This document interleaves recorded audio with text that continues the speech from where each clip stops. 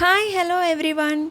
ఇవాల్టి special recipe paneer butter masala curry. హోటల్లో ఇంత టేస్ట్ ఎలా వస్తుందని ఆలోచించకుండా మన ఇంట్లోనే మనం ఈజీగా చేసుకోవచ్చు. వెల్కమ్ టు మై ఛానల్ తెలుగింటి వంటలు. నేను మీ సిరి సంపత్. దీనికోసం ముందుగా పాన్లో 2 టేబుల్ స్పూన్ల దాకా ఆయిల్ వేసి జీడిపప్పు వేసి బాగా వేయించి తీసి పక్కన పెట్టుకోండి. ఇందులోనే కాస్త బటర్ కూడా వేసుకొని 1 టీ స్పూన్ దాకా జీలకర్ర వేసి 2 పెద్ద ఉల్లిపాయలు సన్నగా ముక్కలు కట్ చేసుకొని అవి కూడా అందులో వేసి గోల్డెన్ బ్రౌన్ వచ్చేంత వరకు వేయించుకోవాలి. గోల్డెన్ బ్రౌన్ వచ్చేంత వరకు ఖచ్చితంగా వేయించాలండి. అప్పుడే బటర్ మసాలా సూపర్ టేస్ట్గా ఉంటుంది. ఇప్పుడు ఇందులోనే 2 పచ్చిమిర్చి చీలికలు వేసి కాసేపు వేయించుకోండి.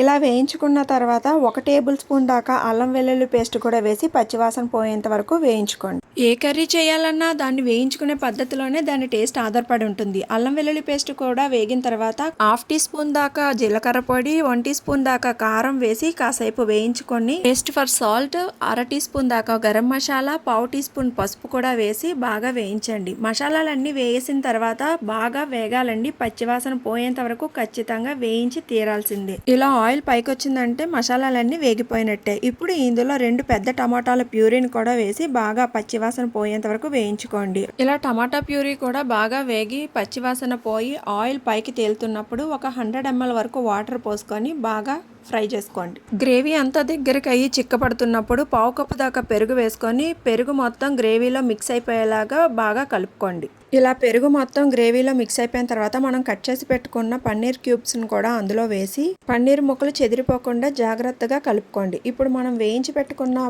జీడిపప్పును కూడా వేసి బాగా మిక్స్ చేసుకోండి. ఇలా మొత్తం మిక్స్ చేసుకున్న తర్వాత ఇందులో 1 టేబుల్ స్పూన్ దాకా బటర్, ఇంకా 1/2 కప్పు దాకా తరిగిన కొత్తిమీర వేసి వేడివేడిగా సర్వ్ చేసేయండి. ఈ రెసిపీ నాన్స్లోకి, చపాతీ, రోటీస్లోకి చాలా చాలా టేస్టీగా ఉంటుందండి. అంటే రైస్లోకి బాగోదా అని డౌట్ పడకండి, రైస్లోకి కూడా చాలా బాగుంటుంది. నేను దాని కాంబినేషన్ చెప్పాను అంతే.